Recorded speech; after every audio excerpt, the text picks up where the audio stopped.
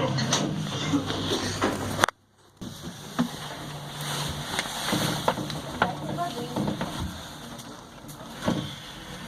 Хотел на эту точку идти. Я водички.